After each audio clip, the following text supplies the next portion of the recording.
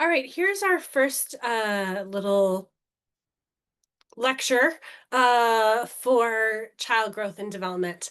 So I just want to take you through a few little key concepts before you dive into your reading. So a few little kind of ideas, I guess, to kind of ground you into the idea of guidance. So the kind of first thing is, what is guidance?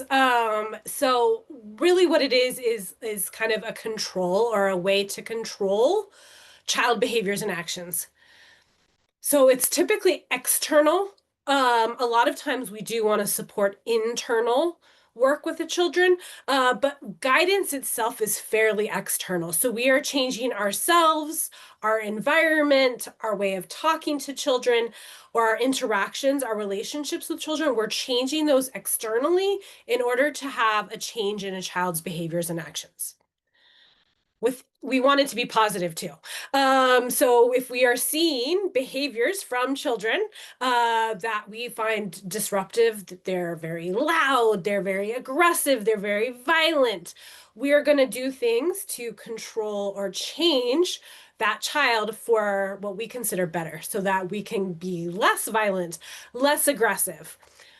So it's a way of, like, overall, the biggest term that I can give you is an external control, or a way to change a child's interactions so that they will then change their behaviors and actions. The ultimate goal is very kind of culturally sensitive, though. In the United States, we typically want children to engage in, like, impulse control, right? To, like, wait quietly, to stand in line, to express their emotions verbally, to regulate those emotions in a way that is not considered aggressive. In other countries, though, or even in different cultures within the country, that might look different. And self-discipline, self-control, impulse control, all of those things might be a little bit different. In other countries, they're a lot more dependent on each other. So, like, self-discipline would involve your family, your cousins.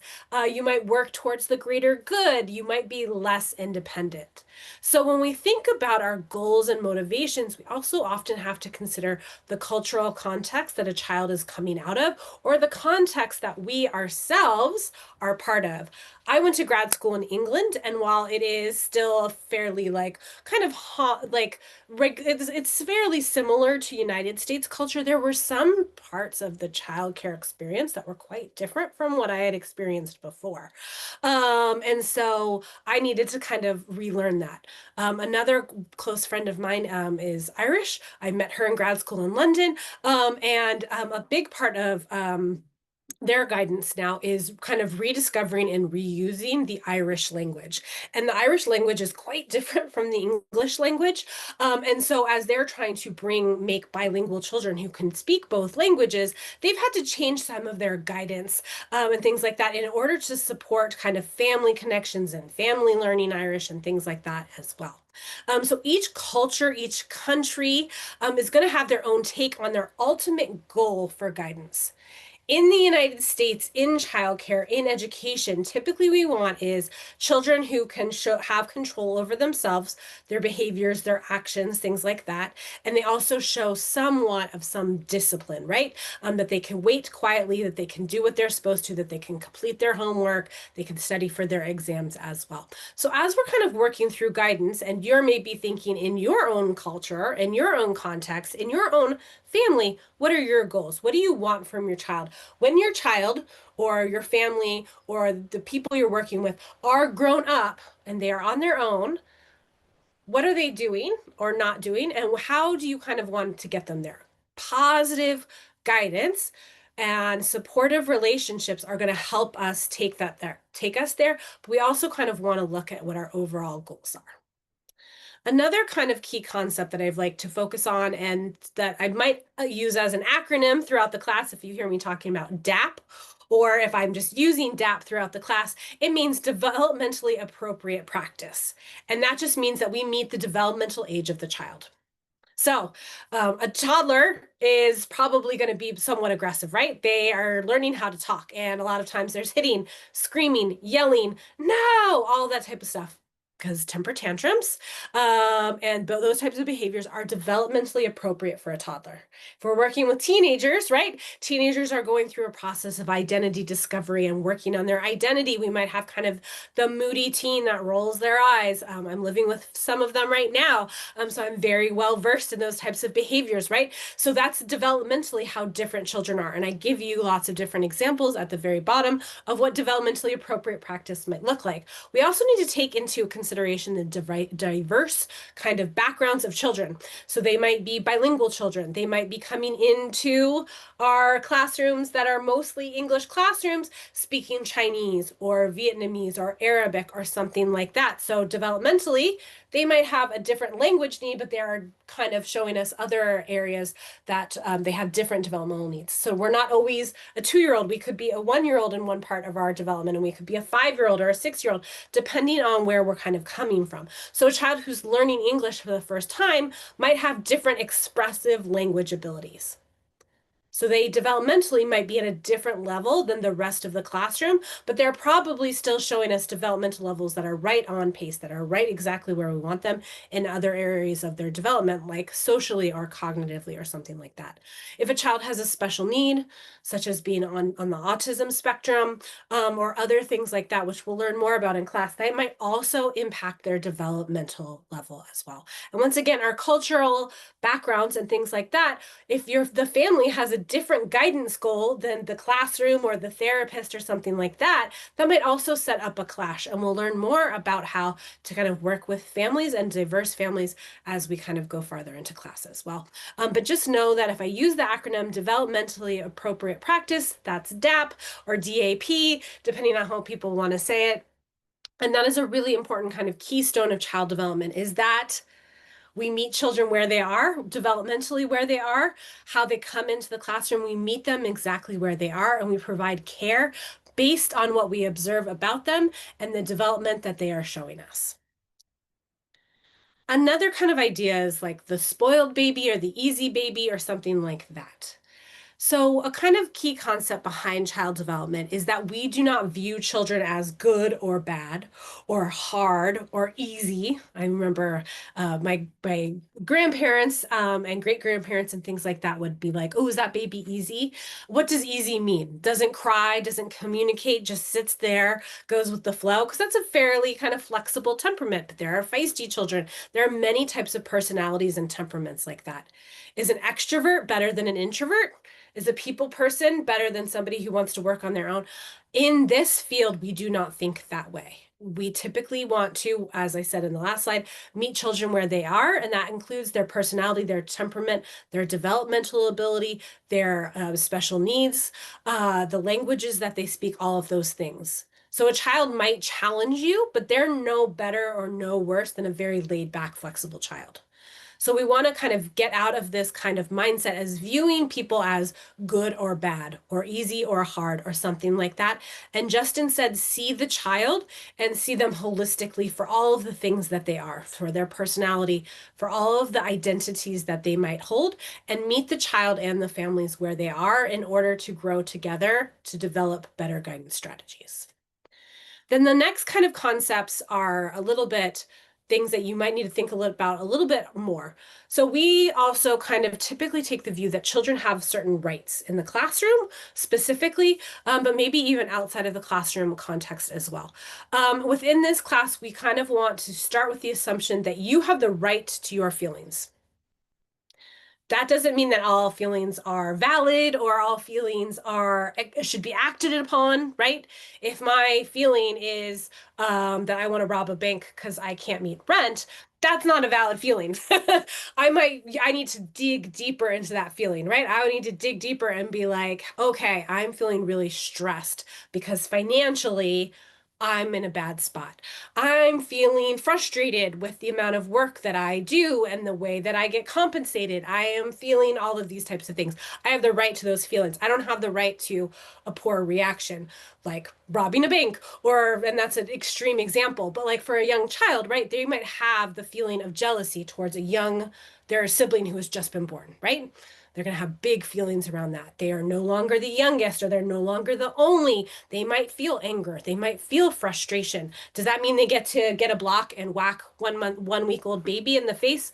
No, we're going to redirect those feelings to something that they can show their frustration, they can show their anger, all of those types of things. Us as adults, we also, and I struggle with this, right? My bank example, right? Financial stress is very, very hard for people to handle, right? It really kind of weighs on you and impacts you and affects your day-to-day life in many, many ways. So being really frustrated, being really angry, being all of these feelings, allowing ourselves to feel those feelings, and then allowing ourselves to regulate those feelings and maybe come up with a plan of action can be really helpful. We want to do that to the same extent with children, but we have to help them more. We have to help them kind of understand the feelings that they're having, and then we need to redirect them to appropriate ways to express those feelings, which is not typically aggressive or kind of violent things. Conversely, we want children to have the right to be safe, safe from abuse, safe from violence, safe from trauma as much as we can, right? And this would be in their home context and then at their school context. So at school, we want to prevent any type of like peer-to-peer aggression, things like that. So that's why we have lots of people in a classroom supervising so that we cannot have those types of things happen. And then at home as well, we want to set up positive guidance between parents, family members, and the child so that they can be safe from all of those types of forms of violence and abuse and trauma, which might adversely kind of affect their development. So it'd be like in a poor way, affect their development. We have very strong research connections. Children who are raised in any kind of abusive situation, very kind of poverty-stricken situations, domestic violence and trauma and things like that, that can impact children negatively over their lifespan. That can also affect the relationships that they are going to be creating as well. And then another one is a child has the right to have a want, need, like, and dislike. I have twins, and one of my twins, and they're not identical, they're fraternal, but from childhood, one of my children enjoys cheese and the other one will vomit. And that is a like and dislike that they have always kind of had. And while I have supported them in this. At the very beginning, I was kind of trying to get the other one to like cheese a little bit. Oh, maybe like mozzarella, maybe like cheddar. Let's try Gouda, that type of stuff. I kind of set up situations for them to try it. But very clearly on, this child has always been like, I'm going to pick the cheese off my pizza. If I go out to a party and they're serving pizza, I'm just going to eat the bread, right? Or please don't put cheese on my sandwich, or please, like, and so that is a want or kind of really a like or dislike that she's kind of always had. So while we want to diversely allow children to experience many things, and so we have to set up experiences when they experience lots of things, at the same point, we all have likes and dislikes, right? So you might be the person that hates ranch or loves ranch and has to have ranch for your pizza and your French fries. I'm using dietary ones because people probably have a specific thing that they like. They have a favorite food. They have a detested food, right? So we can broaden this out. So like while we want kids to be exposed to things, we also need to kind of value that they know to a certain extent who they are. And we're not going to force a kid to try ketchup, right? If they've already tried ketchup and decided they don't like it, it just being on the table in a classroom is enough. They could choose to have ketchup if they want to and not. So don't have these kind of power play struggles about fairly insignificant things when it relates to likes and dislikes.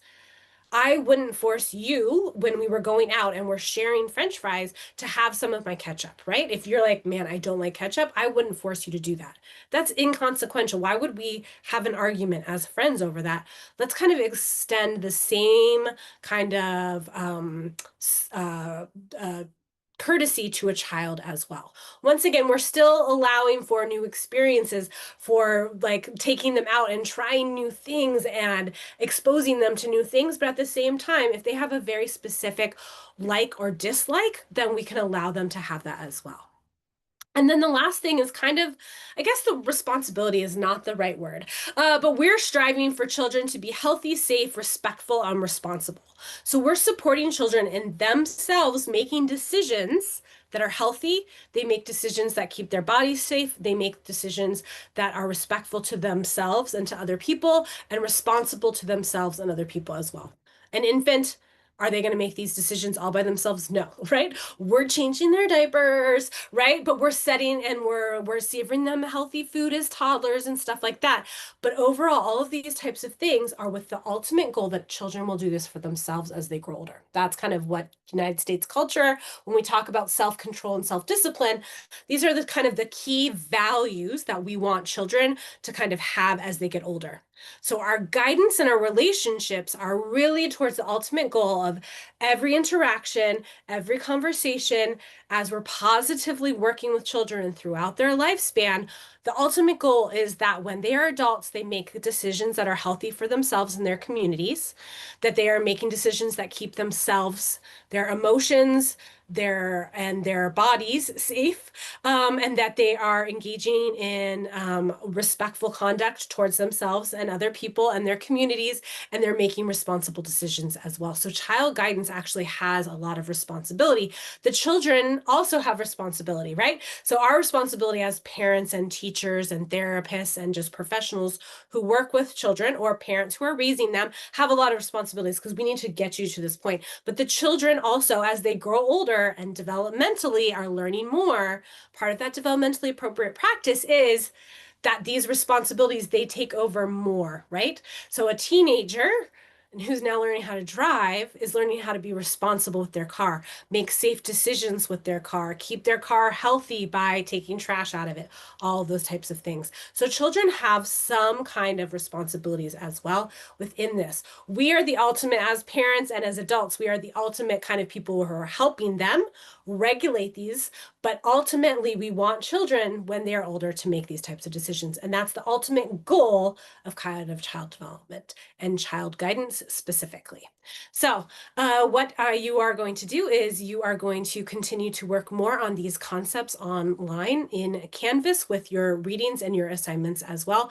But this was just kind of a a time for me to give you a little bit more about kind of the key concepts behind child guidance that I hope you will use in this course itself, and also within your classrooms and your work with children. All right. Thank you guys so much.